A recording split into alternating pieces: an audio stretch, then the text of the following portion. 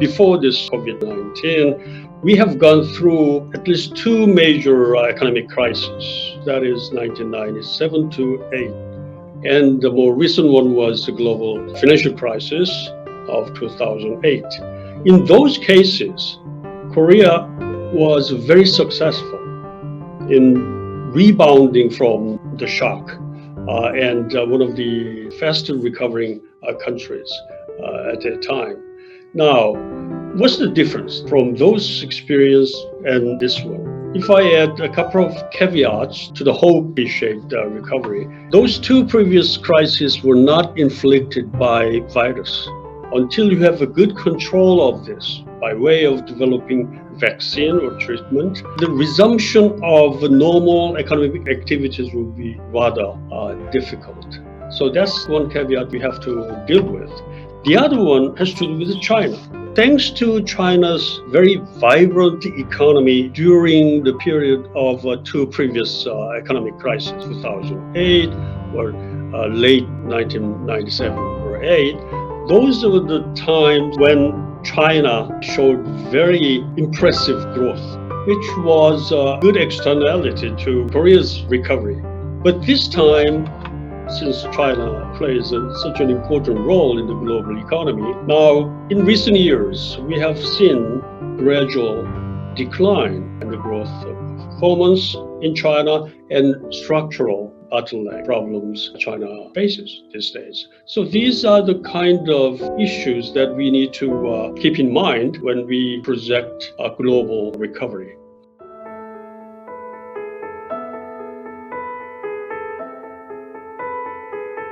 Maybe I could make a few comments about South Korea. I've been critical for a few years about the policy being carried out by the government in Korea under the slogan income-led growth, which has been in place for a few years.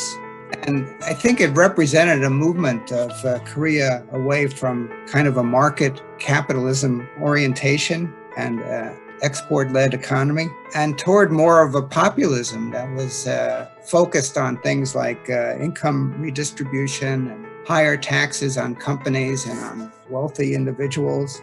I thought that had already led to a situation where Korea's growth rate had gone down quite substantially, and it looked like that might be permanent before the coronavirus issue. It looked like Korea was no longer going to be the growth engine that it had been for so long.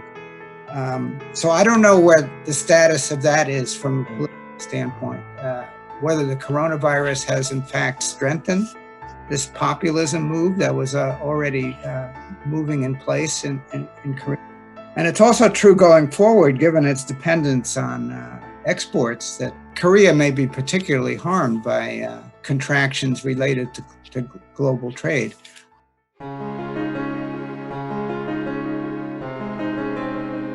First, I would like to say that certainly your criticism of government policy, often referred to as income-led growth, I think we have to make a necessary adjustment to the existing policy stance in coping with coronavirus crisis. But as of now, it is clear that the government feels strongly that government has to play a bigger role in revitalizing the economy to reflect on the major changes that we expect to have throughout this pandemic. I'm hoping that to reflect on constructive comments, I hope some adjustment to be made so that we can energize private sector companies as a new engine for growth, so that Korea can resume strong growth performance down the road.